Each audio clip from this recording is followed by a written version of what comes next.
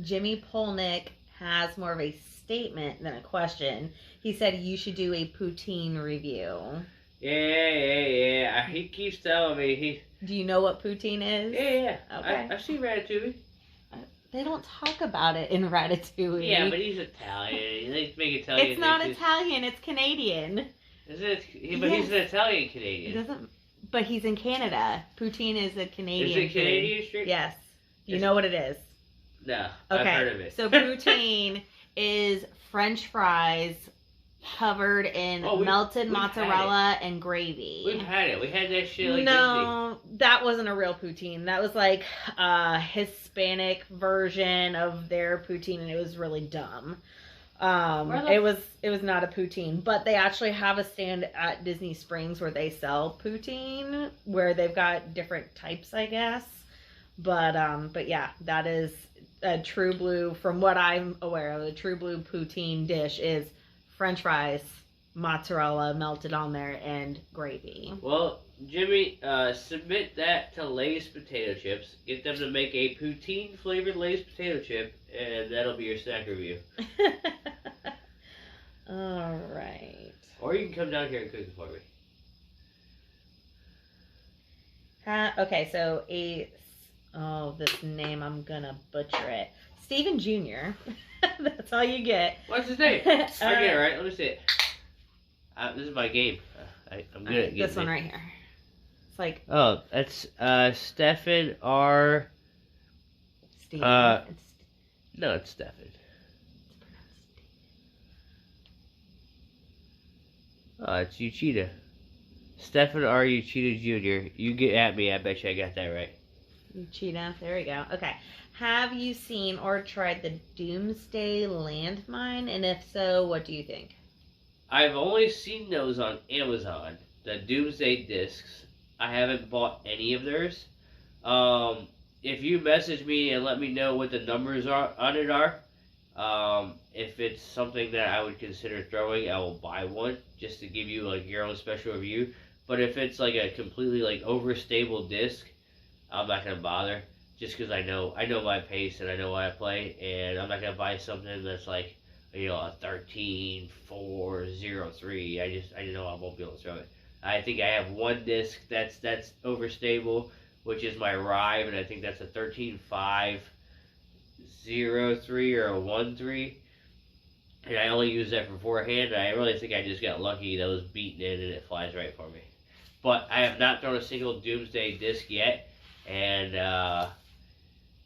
if you can convince me, I might consider buying a few of their discs to do, I don't know, like a series on YouTube or something.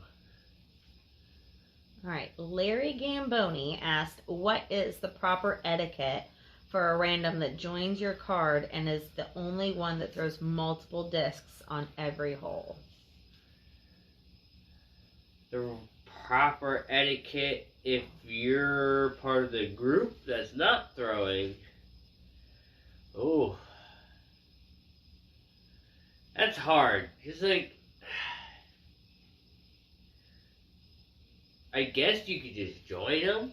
If you're in the middle of the day and you got nothing but time, you can easily just join them, and everybody can just throw 3 or 4 because you're there to learn anyway. If you're playing in the middle of the day, you're kind of keeping score, but then not really. After hole 3, you can say, oh, he's throwing 3 discs. Cut the U disc, we're not going to keep score today, let's all throw a bunch of discs.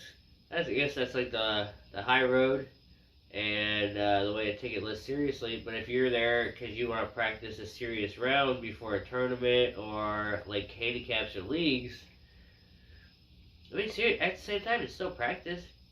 The only time I can see a scenario where you say something is if you're pressed for time and you're like, hey, listen, buddy, I got an hour and a half to play.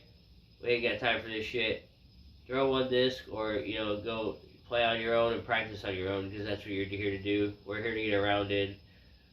And there's probably a nice way to say that, but I'm not going to prolong this. Like, you easily just tell them, hey, go practice on your own if you're trying to get squeeze around it. But if you're there to just have a fun day, might as well just throw a couple and get the practice out of it. Josh Martin asked, "Are you excited for the MVP merger with Whammo? I think it'll be great for the sport."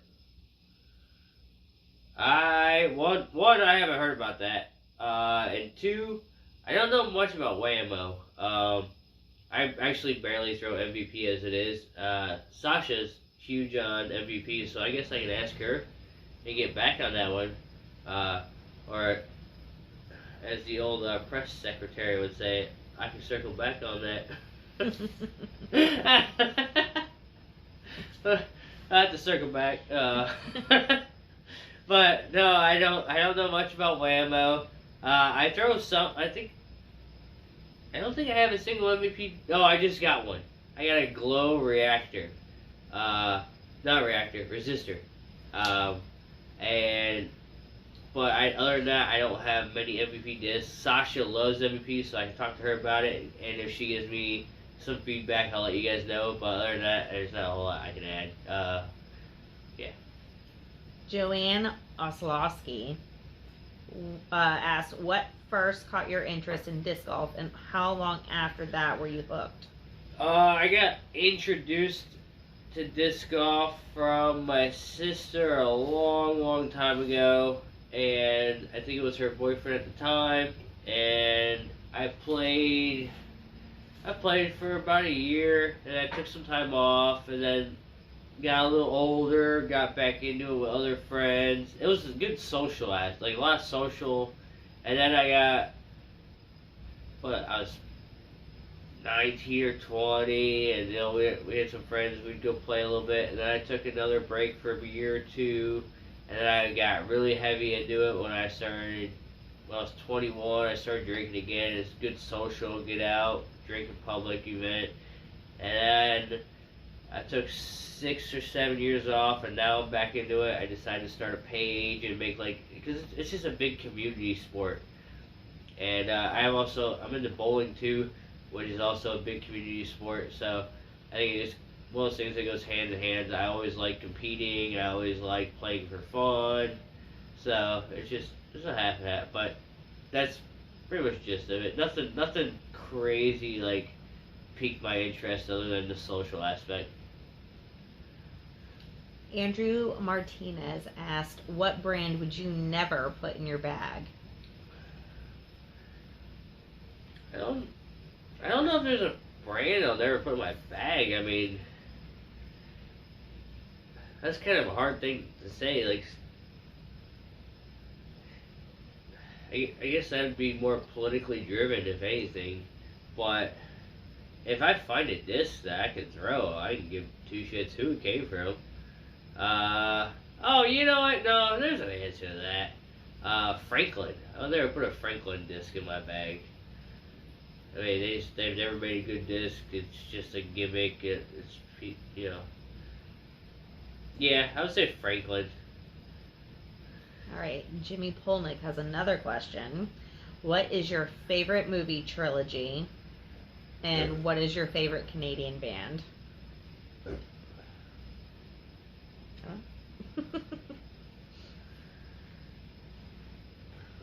Movie trilogy, so there has to be 3. Has to be a movie trilogy.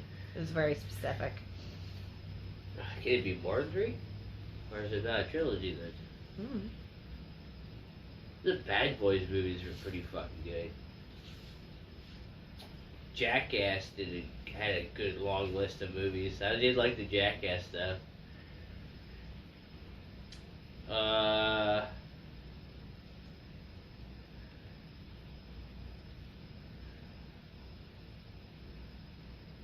Oh, I'm drawing blanks. I watched a lot of fucking movies growing up. Oh, the Expendables were good too. Nah, let's go with Bad Boys. I like the Bad Boys movies. I don't know how many they did, but they were solid. Old school Will Smith when he was funny, and Martin Lawrence. Let's go with that. And as for Canadian, I don't know. I'm sure I know of a Canadian band, but I don't know they're Canadian at the same time. Paul Hall asked, "What is your take on the new Bud Light cans?" Oh, well, first off, I never liked Bud Light. I was like, if they don't have Yuengling, like, let's say you go to a baseball or a game or football game, every once in a while they don't have Yuengling, and they have other cheap beers. I usually chose Bud Light over Miller Lite or like Coors Light, something like that. But it's not my beer choice. Now at the same time, it's not the group they decided to back up. It's the person. The person they picked is a terrible, like, it's a fucking character. Like, it might as well be like a Looney Tune. And the person they picked is terrible. It's not the movement. If they just wanted to put a gay or transgender person on a can, that's fine. It is what it is. Like, it's not gonna stop me from drinking it. And it's the single person they picked. Somebody who just, some people don't need to be uplifted like this person's been uplifted. She was hanging out with Joe Biden at the fucking White House like a month ago. Well, like, really? They deserve that for 340 days of being a woman?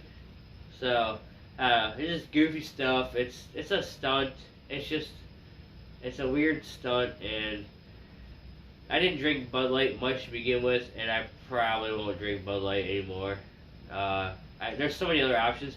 I know, I was at the bowling alley the other day, and we were making jokes about it, and we looked down the whole alley. And this is men's league, 32 lanes, 5 people each. So there's quite a few people there. Now I can't speak for what was in the pitchers of beer, but we didn't see one Bud Light bottle down the entire alley. And then one of my buddies said, hey, let's say Yuengling did the same thing. Not support transgenders, but use that person, that specific, the same situation, but Yuengling did it. I said, I'll go fucking Amberbach. Right away. Like, I would not support Yuengling anymore, not because of the movement, but the person they picked. So, you know, like it is what it is. We'll see. People are,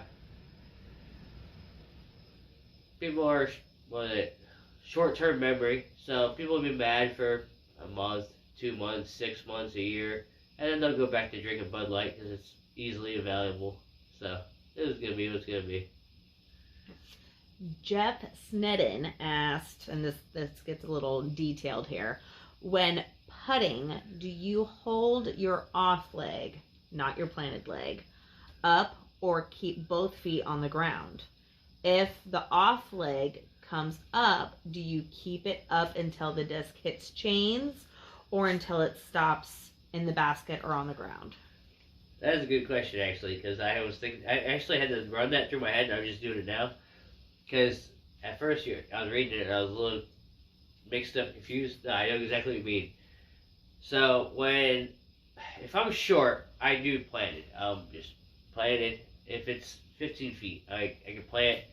If I'm like 17 feet or further out, I'll do a little, and then I'm up and I'm leaning forward as hard as I can, or you throw your. And then once it hits the chains, I put my foot, but I try to put it down behind my other foot anyway.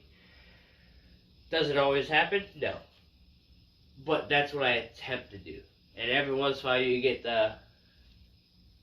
and then you get, almost like a step putt, but as long as it hits the chains, you're good. I hope I'm right, but yeah, I do keep my left foot up if I'm like more than 15 feet out for the most part, just because you gotta get that little extra momentum, and then but I always try to tap back. And even if you just one tap and then forward, that's all you need, but sometimes it ain't easy to keep that control.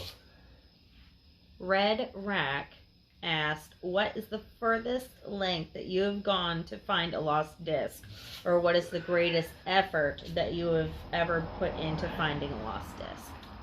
That depends on what you think is most effort, and so farthest length would just be spending an hour and a half, 2 hours. Oh, I lost a pink H4 at Showman's on a hole some of us call it Bermuda Triangle. It's hole 6, and it's just this thick corner, and shit just gets lost in there. Anybody goes to Showman's, well, it used to be hole 6, now they changed the whole situation, but it's the dog leg right. And I went there for about 4 days in a row and spent about an hour and a half each day looking in there. Couldn't find it at all. So, like, that's the most effort I put in. But if you're not from Florida, then they're constantly going into water that have possibly gators or not gators in it frequently for discs would probably match up with that. So, I'll let you pick. Sasha Smith asked, why did you pick me to sponsor? That's a half and half. It's a lot to do with me just thinking it would be really cool to have somebody playing in tournaments with like my name and not my name, but my logo and my page on it. And I was just starting out. I just thought, I was like, oh, how stupid would it be to look out there and be like, oh, hey, it's Sasha Smith playing for Underground Sports, and having my logo on your shirt. At the beginning stages, I thought that was the wildest dream. And now we're so far past that. And I still today, when we did the last event, Queen Bee, and they were announcing sponsors, and they said Underground Sports, and some people cheered and they pointed at you, and you made a name for us out there. That was crazy stuff, and that's why I did it. But at the same time, I shouldn't have done it at all. I'm glad I did, but I couldn't afford to when I did it, and now I'm glad I made the investment. It was strictly an investment. And then the second reason is I've always had a good instinct and judgment on people, and I don't know, something told me you had the fight in you, and I didn't have to work for you. You were gonna work as hard as I was gonna work, and that's something that's just always resonated with me. I don't work for people, and I don't want people to work for me. I think we should work equally as hard, and then just meet in the middle and see what kind of product we get. And it's been a one hell of a fucking ride. I don't regret a bit of it. Mark Medley asked, what do you do when you miss a Mando? Do you use the drop zone or re-tee? I usually throw from the Mando, because if you missed it once, you're probably gonna miss it again. It was already in your head. If you miss a Mando, it was in your head.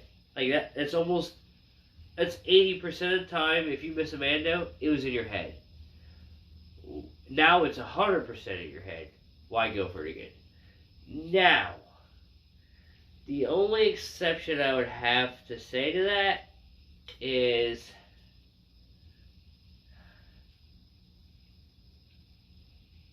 no, there's almost no exception. Because I did want to say, oh, if you re-tee, you still lose the stroke. The only way I would say there was an exception is if you think you can fucking ace it for re-teeing. Most of the time, if there's a Mando, even if it's a par 3 or 4, you're down the stroke already. I think the only time that would come into effect is if it's a par 5. If it's a par 5, and then you getting up to the Mando, or the drop zone, and it cuts off your line, then maybe you take it from the tee. But other than that, the drop zone's there for a reason. That's them saying you couldn't cut it, this is where we should put you, because you'll have a better chance here.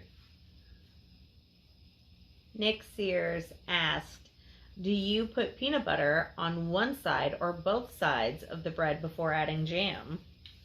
I normally put it on one side, but now that you brought it up, I might attempt both sides.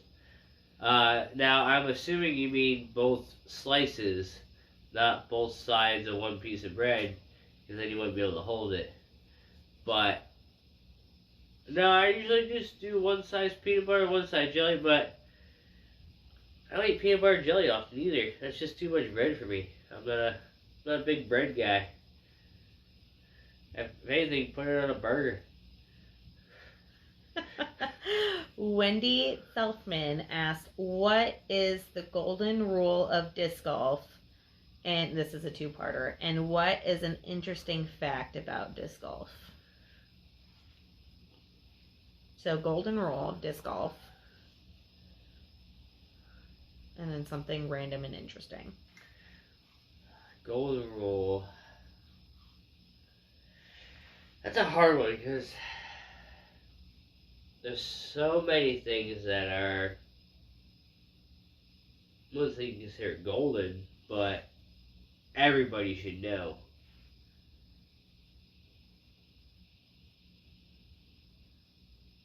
I almost want to turn this into like a pet peeve. Like, hey, what's one thing everybody should know not to do or to do?